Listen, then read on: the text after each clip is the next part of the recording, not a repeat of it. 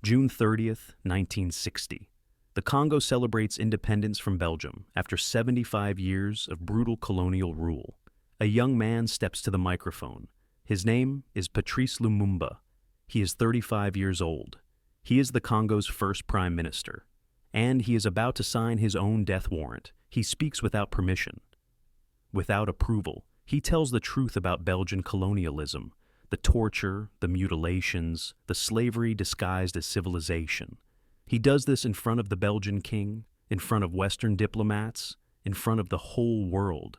The West will never forgive him for it.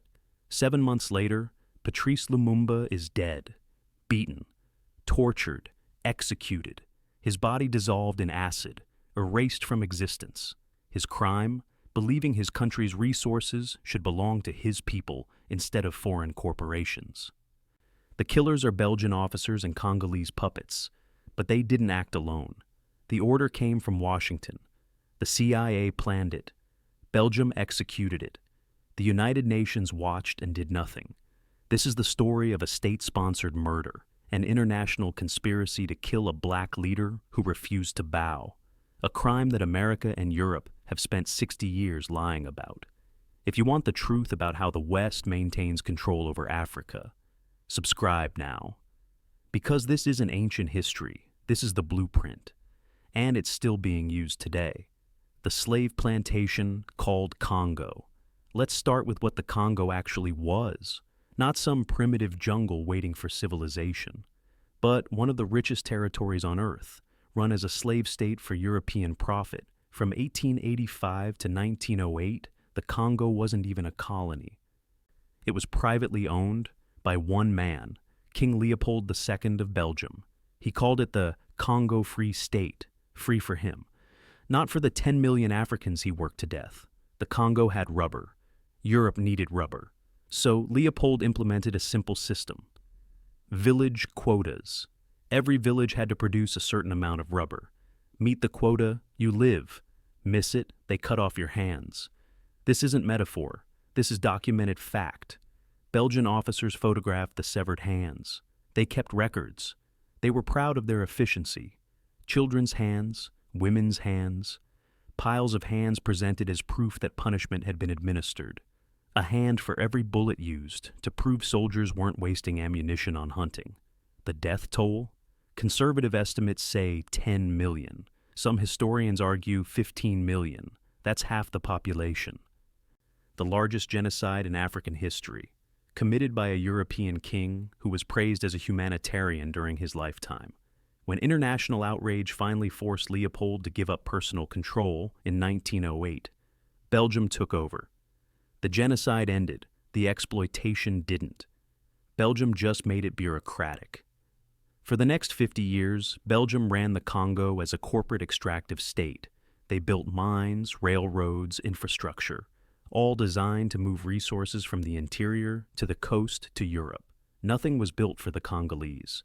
By 1960, the Belgian Congo had exactly 0 Congolese university graduates, 0 Congolese doctors, 0 Congolese engineers, 17 Congolese with secondary education in a country of 14 million people. This wasn't neglect. This was policy. Keep the Africans ignorant. Keep them dependent. That way, even if they get independence, they'll need Belgian administrators, Belgian managers, Belgian experts. Real power stays in Brussels. That was the plan. And it would have worked, except for one problem: Patrice Lumumba. Lumumba wasn't supposed to win. He wasn't from a powerful family. He wasn't a tribal chief. He had no money. He wasn't Belgium's choice. What he had was a voice and a message that made sense to ordinary Congolese. This is our country. These are our resources. Why are we poor while Belgium is rich? Lumumba's party, the MNC, won the 1960 elections. Not because Belgium wanted it, but because democracy, even rigged democracy, sometimes produces the wrong result. Belgium panicked.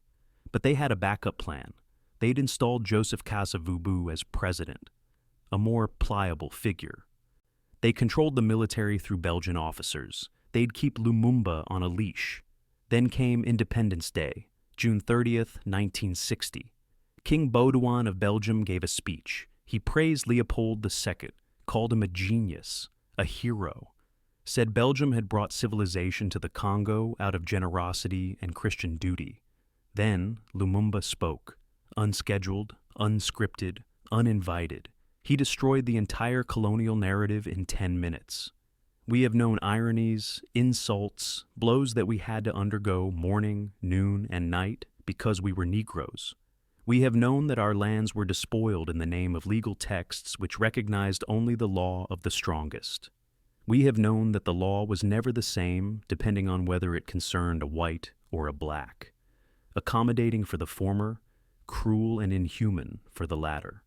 He listed the atrocities, the mutilations, the forced labor, the murders, in front of the Belgian king, in front of Western diplomats, on television, to the world.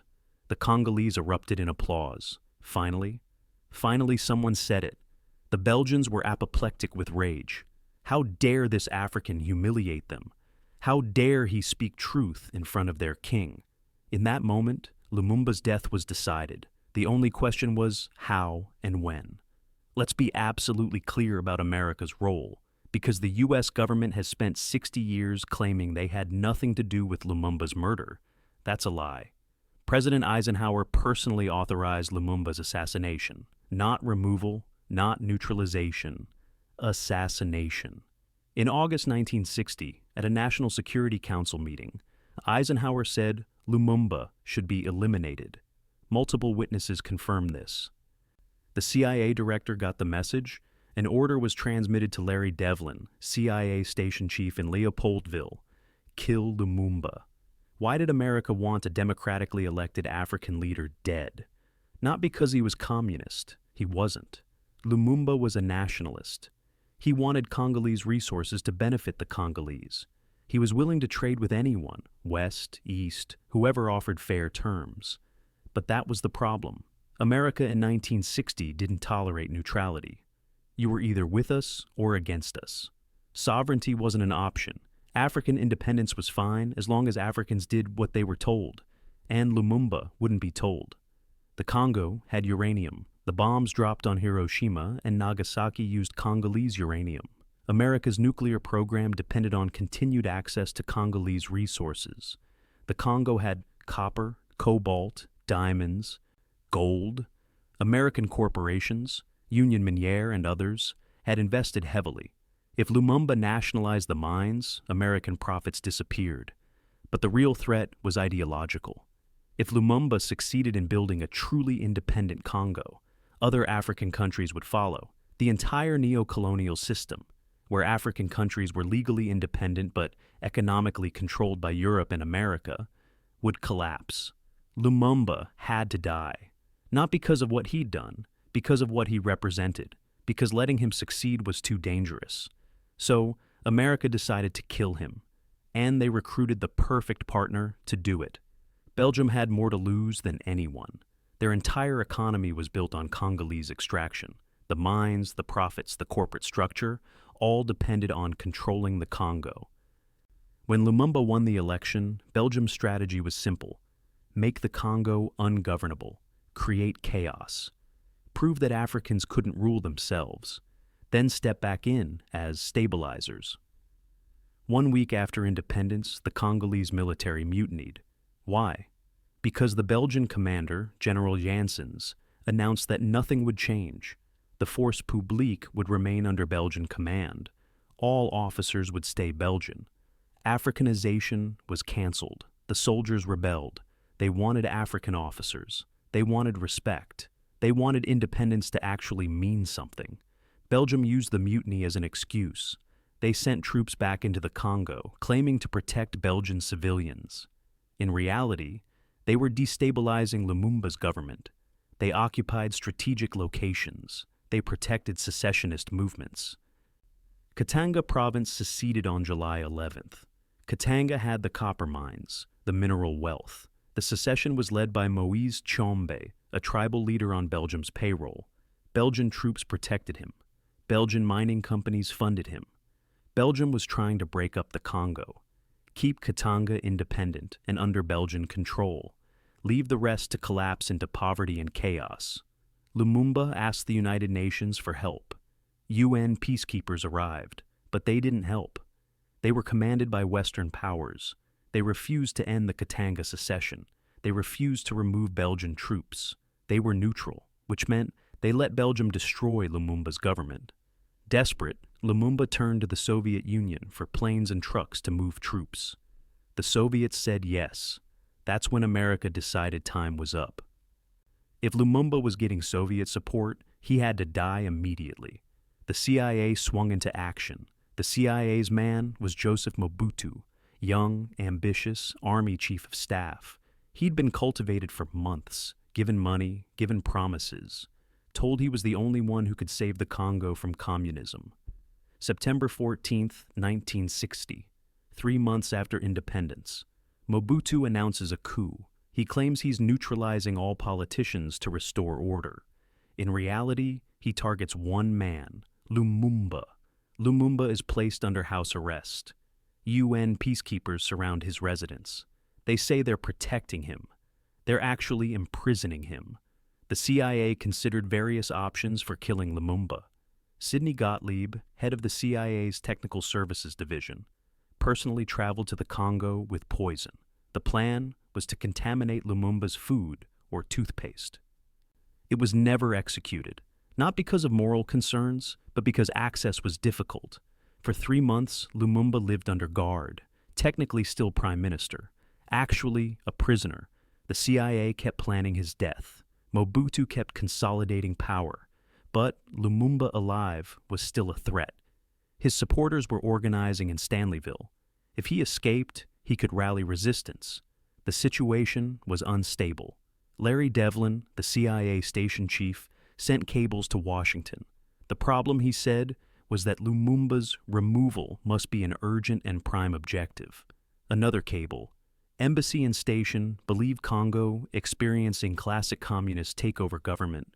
Whether or not Lumumba actually Komi, there may be little time left in which take action avoid another Cuba. The message was clear. Kill Lumumba, now. On November 27th, Lumumba escaped. He got past UN guards, past Mobutu's soldiers. He headed east toward Stanleyville, his stronghold. He almost made it. Mobutu's forces pursued Lumumba across the country. They had help. CIA intelligence tracked his movement, radio intercepts, aerial surveillance. The Americans knew where Lumumba was. They told Mobutu. December 1st, 1960. Soldiers caught Lumumba near the Sankuru River. They beat him, humiliated him. Photos show him bound with rope, face bloody, glasses broken. His dignity stripped in front of crowds. They brought him back to Leopoldville, paraded him through the streets, tortured him, then imprisoned him in Thysville military camp. For 6 weeks, the CIA and Belgium debated what to do. Leaving him in prison was risky. Even behind bars, he was dangerous. His supporters were growing stronger. African nations were demanding his release. The international pressure was building. Belgium came up with the solution. Transfer Lumumba to Katanga, to Chombe's secessionist province. There, far from international observers, far from UN peacekeepers, he could be eliminated quietly. The United States agreed. So did Mobutu. On January 17, 1961, Lumumba and 2 allies, Maurice Mpolo and Joseph Okito, were loaded onto a plane to Katanga. They were beaten during the flight. Belgian officers participated. When the plane landed in Elizabethville, they were beaten again. That night, they were driven into the bush. Belgian officers were there. Katangan soldiers were there. Orders had been given by Chombe, with Belgian approval and American knowledge. They were shot, all 3, executed. But Belgium had a problem. The bodies could be found, could become shrines, could rally Lumumba's supporters. So they brought in Gerard Soete, a Belgian police commissioner. His job, make the bodies disappear. Soete exhumed them, cut them into pieces, dissolved them in sulfuric acid in oil drums, ground the remaining bones to powder, scattered the ashes. Years later, Soete admitted it.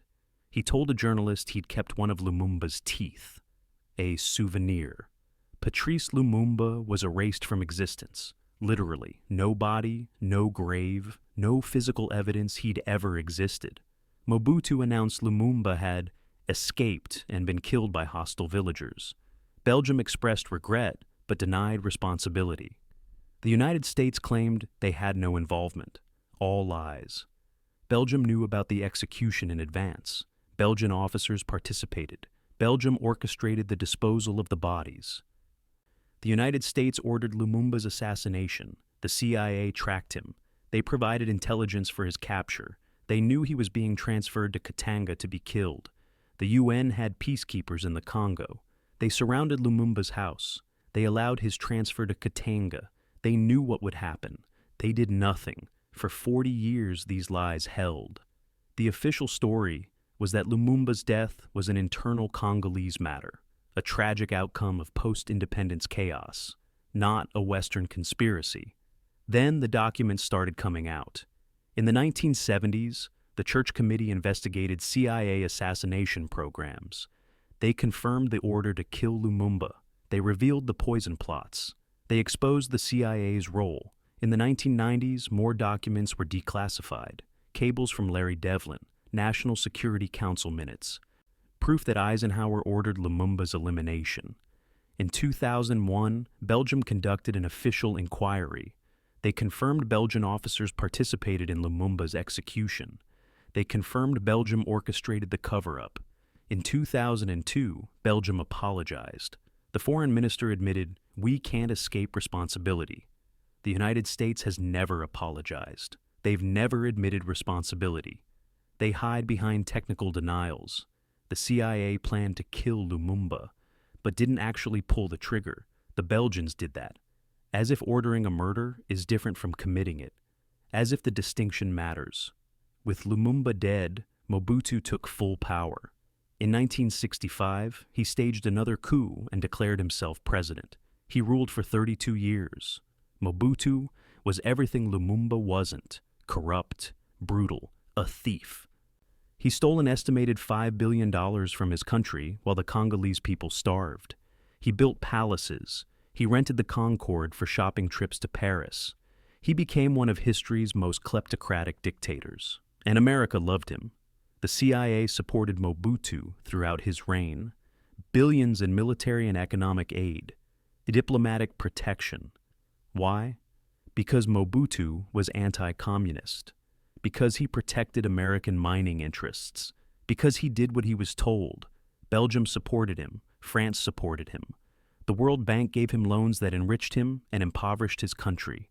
Mobutu renamed the country Zaire. He implemented Africanization policies, forced people to change their names, banned Western clothing. He claimed he was protecting African culture while robbing his people blind. Under Mobutu, the Congo collapsed. Infrastructure deteriorated, schools closed, hospitals shut down. The economy imploded. By the 1990s, Zaire was a failed state. In 1997, Mobutu was finally overthrown. He fled to Morocco and died of cancer. The country descended into civil war. Millions died. The war continues today in different forms. This is what America and Belgium chose. They killed Lumumba and installed Mobutu. They chose dictatorship over democracy. They chose a compliant thief over a principled nationalist. And they did it knowingly, deliberately, with full understanding of what Mobutu was, because Mobutu protected Western interests. That's all that mattered. Lumumba's assassination wasn't an isolated incident. It was standard operating procedure, a pattern repeated across the global South whenever a leader threatened Western interests. 1953, Mohammad Mossadegh.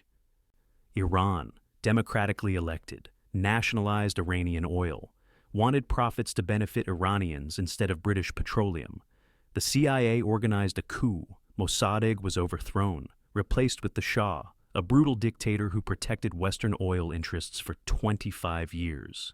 1954, Jacobo Arbenz, Guatemala, democratically elected, implemented land reform that threatened United Fruit Company's banana plantations. The CIA organized a coup. Arbenz was overthrown, replaced with a military dictatorship that killed 200,000 people over the next 40 years. 1973, Salvador Allende, Chile. Democratically elected, implemented socialist policies, nationalized copper mines owned by American companies. The CIA supported a coup. Allende was killed, replaced with Augusto Pinochet, a fascist dictator who murdered thousands. 1987, Thomas Sankara, Burkina Faso, implemented policies of self-sufficiency, refused Western loans, challenged French neo-colonialism, assassinated in a coup supported by France, replaced with Blaise Compaoré, a French puppet. The pattern is identical every time. A leader in the global south is democratically elected. They implement policies that benefit their people instead of Western corporations. They're labeled communist, radical, or dangerous. The CIA, or European intelligence, organizes their removal. They're replaced with a dictator who protects Western interests. Hundreds of thousands die in the resulting repression. The West expresses regret decades later, but changes nothing. Lumumba was one of the first. His assassination established the template. It proved that African sovereignty was conditional. That democracy was acceptable only if it produced acceptable results. That black lives didn't matter when they threatened white profits. And it worked. Other African leaders learned the lesson. Stay in line or die. Protect Western interests or be removed. That's not conspiracy theory. That's documented historical fact. Want to know if Lumumba's assassination mattered? Look at the Congo today. The Democratic Republic of Congo has an estimated $24 trillion in mineral wealth. It's one of the richest countries on Earth in natural resources. Copper, cobalt, gold, diamonds, coltan, uranium. Your smartphone has Congolese cobalt. Your electric car battery has Congolese lithium. Your laptop has Congolese coltan. And the Congolese people, they're among the poorest on Earth. Average income, less than $2 a day. Life expectancy, 60 years. Infant mortality, 1 in 13 children die before age 5. Why? Because the resources don't belong to the Congolese. They belong to foreign corporations, American companies, Chinese companies, European companies. The same extraction system that existed under Leopold still exists today. It's just more sophisticated. Instead of cutting off hands, they use contracts. Instead of colonial administrators, they use corrupt local politicians. Instead of forced labor, they use poverty wages. The result is the same. Congolese resources flow out, Western profits flow in, and ordinary Congolese live in poverty. This is what they killed Lumumba to protect, this system, this arrangement, because Lumumba wanted to change it. He wanted Congolese resources to benefit the Congolese. He wanted real independence, not just a flag, and for that, he had to die. Here's what makes Western liberals uncomfortable about Lumumba's story. There's no ambiguity, no moral complexity, no mistakes were made. This was a deliberate, calculated, state-sponsored murder of a democratically elected leader, ordered by the President of the United States, executed by Belgium, enabled by the United Nations. It wasn't about saving lives. It wasn't about preventing communism. It wasn't about promoting democracy. It was about money, about resources, about maintaining control, about ensuring that African independence remained cosmetic while real power stayed in Western hands. And it worked. The West killed Lumumba, installed a dictator, and maintained access to Congolese resources for decades. Mission accomplished, except for one problem. Lumumba's death exposed the entire system. It proved everything anti-colonial movements had been saying, that Western talk of freedom and democracy was propaganda, that the West would kill to maintain control, that African sovereignty was a threat to be eliminated. Killing Lumumba was supposed to solve a problem. Instead, it revealed a truth that couldn't be buried with his body. That truth is simple. Western wealth is built on African poverty. Western democracy depends on African dictatorship. Western freedom requires African oppression. And when African leaders try to change that, they die. Let's assign responsibility clearly. Dwight Eisenhower ordered Lumumba's assassination. Could have stopped it, didn't. Died peacefully in 1969, honored as a great American president. Allen Dulles, CIA director who implemented the assassination order, died peacefully in 1969, honored for his service. Larry Devlin, CIA station chief who coordinated the operation, died peacefully in 2008, wrote a memoir defending his actions.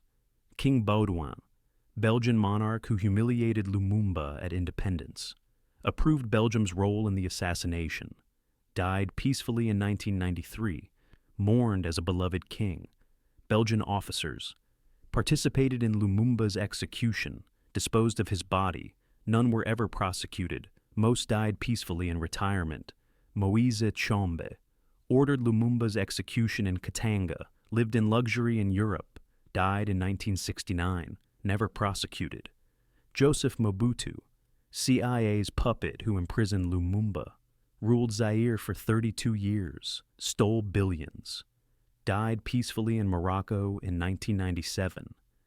Gerard Soete, Belgian police commissioner who dissolved Lumumba's body in acid, kept Lumumba's tooth as a trophy, died peacefully in Belgium in 2000.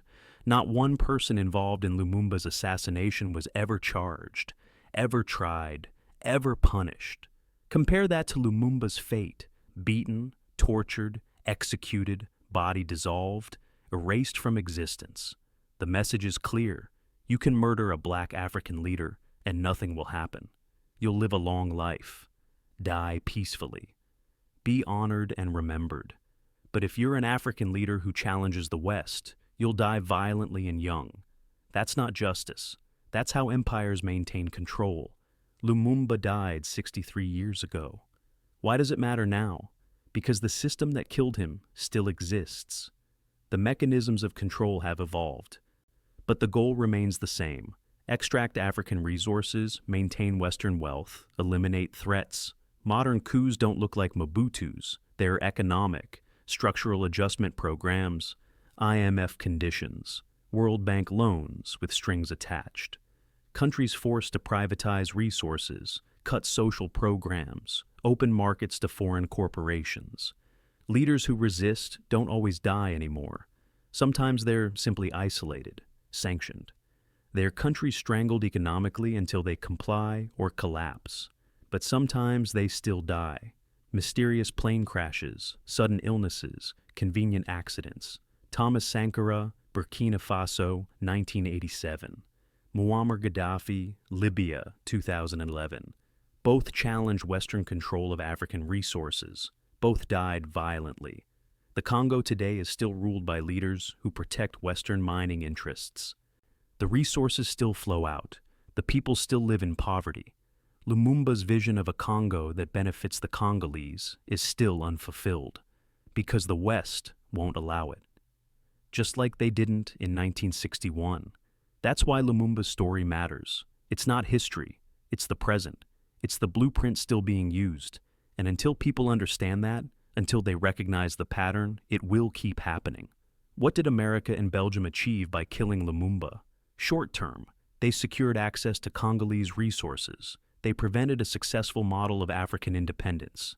They maintained control. Long term, they created a martyr. They validated anti-colonial ideology.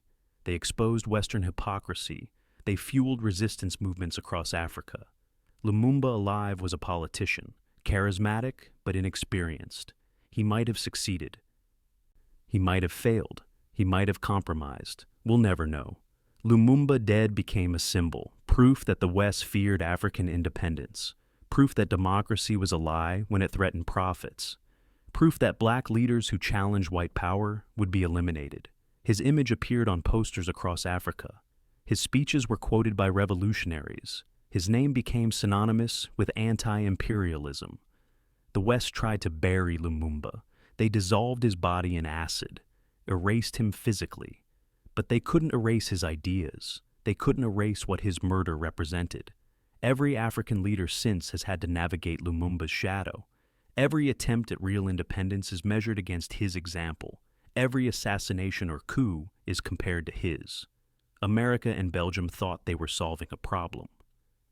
They were creating a legacy they couldn't control. In 2002, Belgium apologized. The foreign minister said Belgium had a moral responsibility for Lumumba's death. In 2020, the Belgian king expressed deepest regrets for colonial atrocities. These apologies mean nothing. Belgium still benefits from Congolese resources. Belgian companies still operate in the Congo. Belgium has paid no reparations, returned no stolen wealth. The United States has never even apologized. They hide behind semantics. The CIA planned to kill Lumumba, but didn't personally pull the trigger. Therefore, technically, they claim they're not responsible. It's a lawyer's defense. And it's bullshit. You order a murder, you're responsible for the murder. It doesn't matter who holds the gun. But even if they did apologize, what would it change?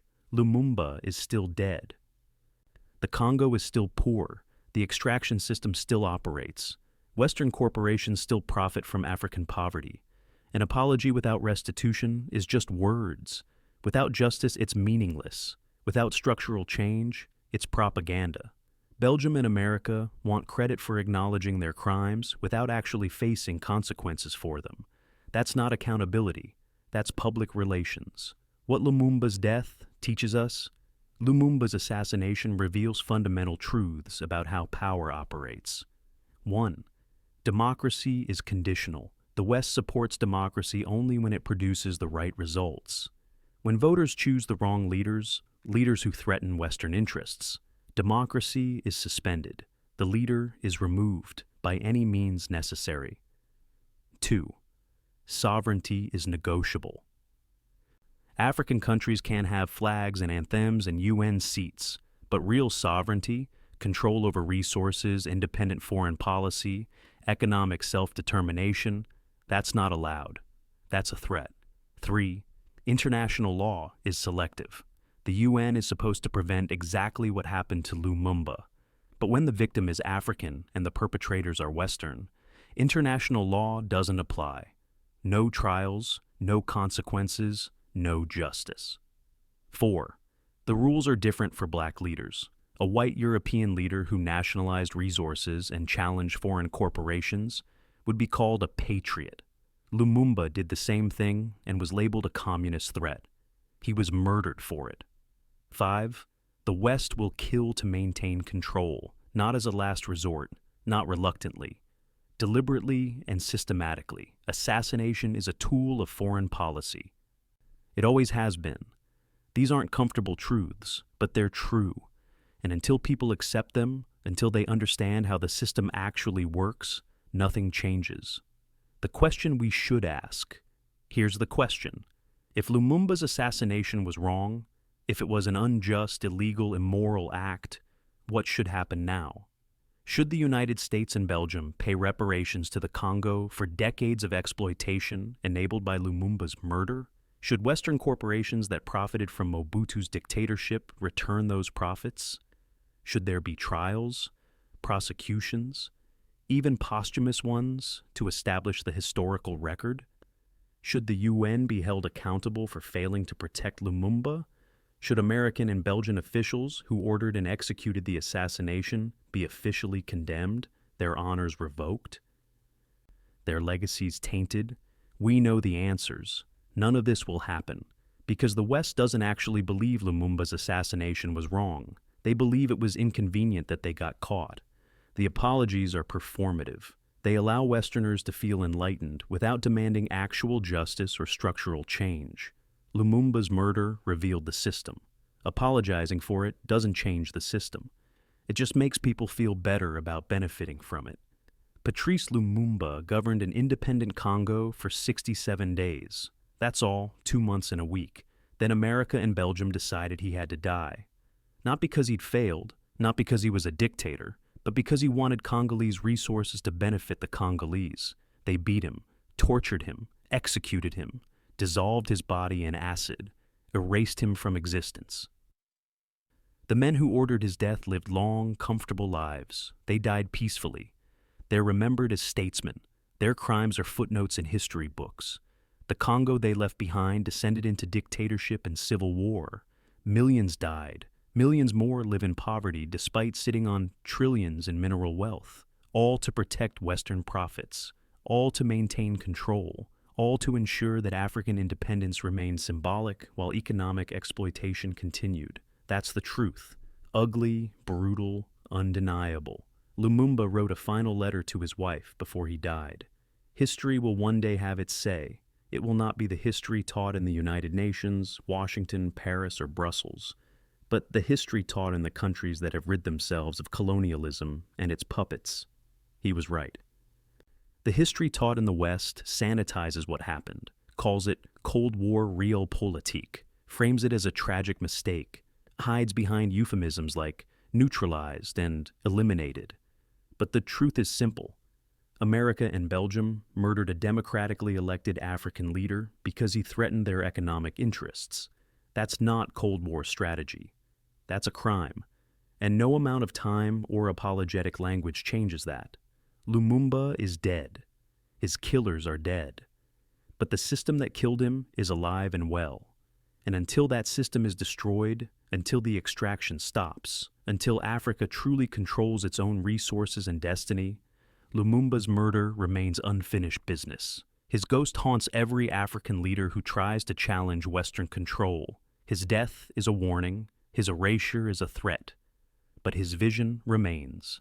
And one day, maybe it will be realized. Not because the West allows it, but because Africans take it. If this made you angry, if it showed you how power actually works, if it revealed truths you weren't taught in school, subscribe to this channel. Because Lumumba's story isn't unique. It's a pattern, a system, a crime that continues. And the only way to stop it is to see it, to name it, to refuse to accept the sanitized version of history that hides who benefits and who dies. Subscribe, because some truths are too important to bury, even when the most powerful nations on earth want them forgotten.